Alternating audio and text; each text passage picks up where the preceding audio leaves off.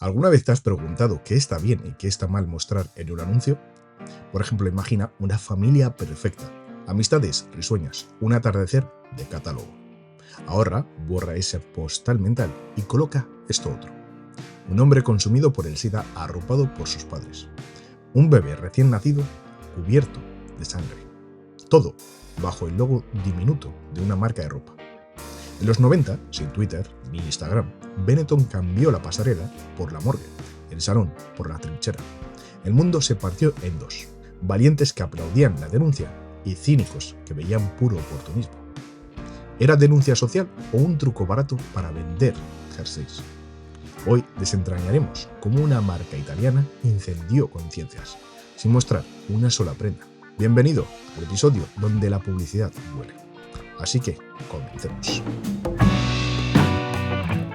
Como una marca italiana, Benetton en este caso, pasó de tejer jerseys a sacudir conciencias. Porque en realidad todo comenzó con lana de colores. Benetton nació en los años 60 en Italia. Era una marca familiar, modesta, con una propuesta simple.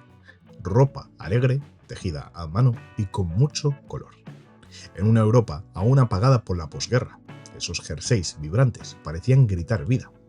Creció, se expandió y durante un tiempo funcionó. Eran los United Colors of Benetton. Todo era fresco, juvenil, pero convencional. Hasta que apareció Oliviero Toscani, un fotógrafo irrelevante, más cerca del arte y el fotoperiodismo que del marketing. No venía a mostrar ropa, venía a mostrar el mundo y a incomodar. Él decía que si quieres que te escuchen, primero tienes que gritar. Benetton le dio las riendas creativas y Toscani no las usó para vender más ropa, sino para darle un alma distinto a la marca. Una que hablara del mundo real, sin filtros, sin miedos. Así, las tiendas dejaron de anunciar suéteres y empezaron a publicar dolor. A retratar guerras, enfermedades, desigualdades. ¿Era publicidad? ¿Era arte? ¿Era activismo? Nadie sabía con certeza lo que hacía, pero todos hablaban de ello. Y eso, para cualquier marca, ya era una victoria, ya que estaba presente en la conversación. Pero, ¿a qué se enfrentaba realmente Benetton? No era a otra marca, no era al mercado, era al silencio. Mientras el resto de publicidad vendía mundos perfectos, playas soleadas, familias sonrientes, cuerpos esculpidos, Benetton apuntaba a todo lo que escondía bajo la alfombra. Mostraba lo que nadie quería ver. Un niño blanco, otro negro y uno asiático contra el racismo. Soldados muertos contra la guerra. Presos a punto de ser ejecutados contra la pena de muerte. Personas con VIH, el hambre, la homofobia, los conflictos religiosos. Para ellos, el verdadero enemigo era la indiferencia. Esa mirada que pasa de largo. Esa costumbre de ver el dolor ajeno como algo lejano. Toscani no buscaba vender ropa, buscaba agitar conciencias. Por eso, sus anuncios no parecían anuncios. Sin precios, sin productos, sin sonrisas. Solo una imagen que te hacía frenar en seco. Para unos, eso fue arte con intención. Para otros, una falta total de ética. Pero Benetton lo tenía claro. Si el mundo se negaba a mirar, ellos obligarían a ver. ¿Fue un acto valiente o puro oportunismo con disfraz social? Pues depende a quién preguntes. Porque lo que para algunos fue una revolución ética, para otros fue el marketing con cara de protestas. Los defensores hablaban de que por fin habían encontrado una marca con conciencia, por fin alguien que usaba la publicidad para algo más que para vender. Las campañas tocaban temas que antes nadie se atrevía ni a nombrar. Por ejemplo, un beso entre un cura y una monja, una familia abrazada a su hijo moribundo por el SIDA, un uniforme ensangrentado de la guerra de Bosnia. No hacía falta ni ver el logo. El mensaje te golpeaba, y muchos aplaudieron eso, pero no todos. Las críticas no tardaron en llegar. Algunos se preguntaban ¿de verdad querían hacernos creer que no buscaban vender? ¿O simplemente encontraron otra forma más ruidosa de hacerlo? Organizaciones sociales, activistas, incluso asociaciones vinculadas al SIDA o los derechos humanos rechazaron colaborar con Benetton. Sentían que Benetton usaba el dolor ajeno como adorno, como un envoltorio para seguir vendiendo camisetas. No ofrecían soluciones, no donaban beneficios, solo mostraban el problema y ponían su logo al lado. Para colmo, algunos clientes se sintieron manipulados y muchos gobiernos censuraron las campañas por considerarlas ofensivas. ¿Y qué decía Benetton? Que no quería gustar, que quería hacer pensar y que si te incomodaba, entonces estaba funcionando. El resultado de todo eso, pues las ventas subieron y la polémica también subió. Quizás por eso funcionó, porque lo que parecía una locura también era una estrategia. ¿Cuál fue el momento en que todo estalló?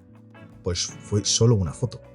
Un joven en su lecho de muerte, una familia rota por el dolor y un logo diminuto de Benetton.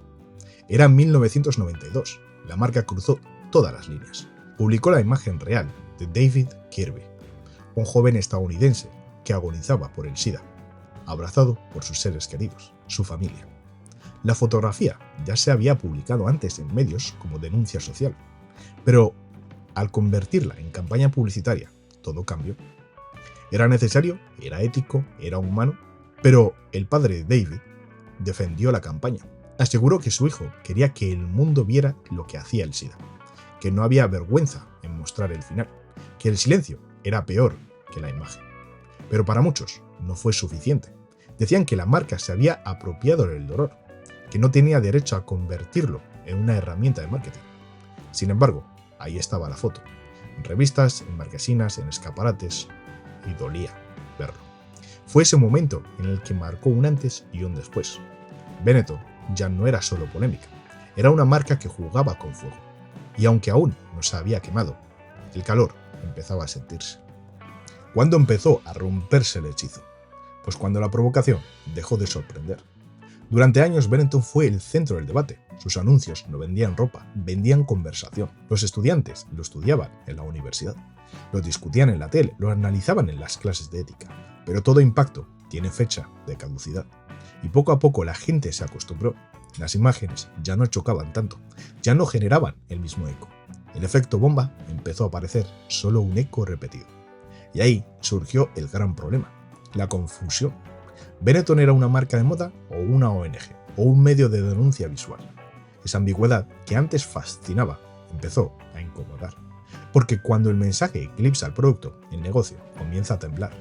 Y mientras la polémica seguía creciendo, las tiendas se vaciaban, las ventas empezaron a caer, los accionistas comenzaron a perder la paciencia.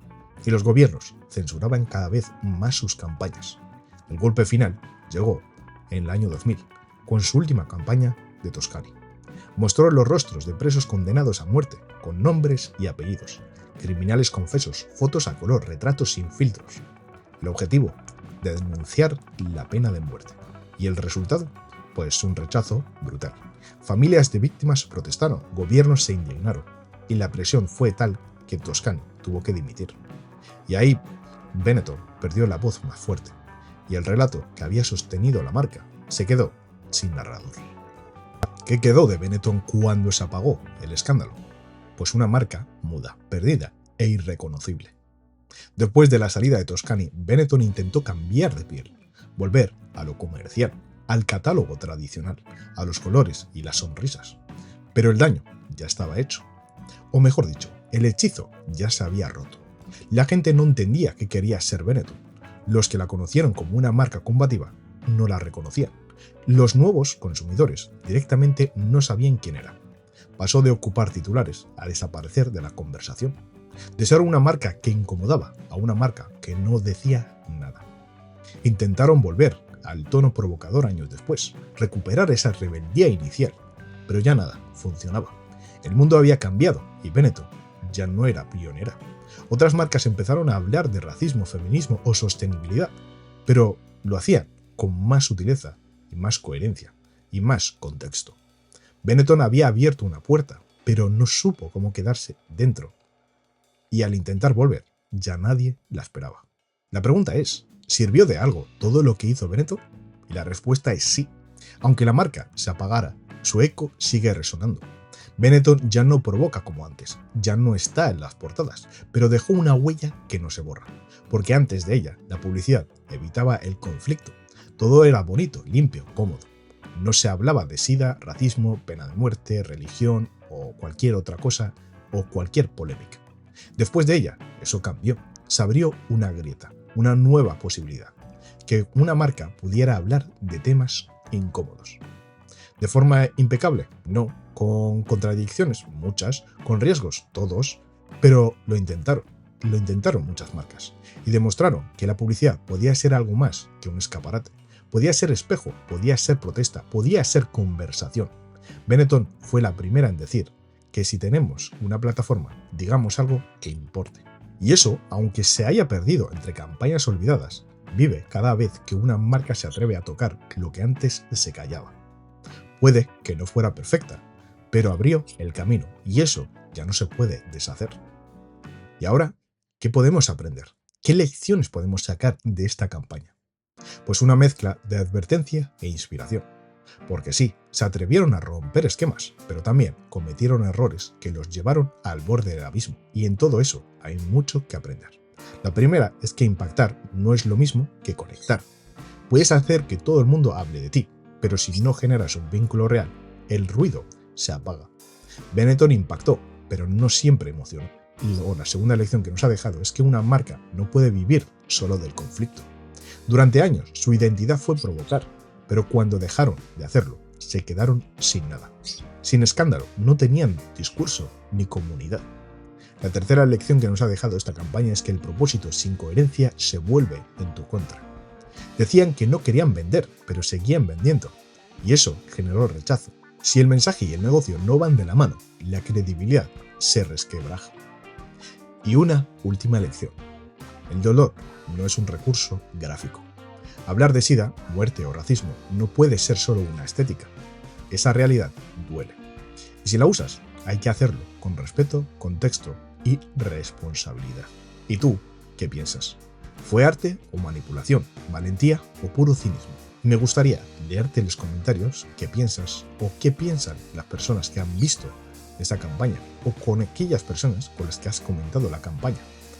¿O qué piensas o qué pensaste la primera vez que viste una gráfica de esta marca? Hasta aquí el episodio de hoy. Si te ha gustado, dale al like para conocer que te está gustando este tipo de episodios. Y suscríbete para no perderte episodios futuros.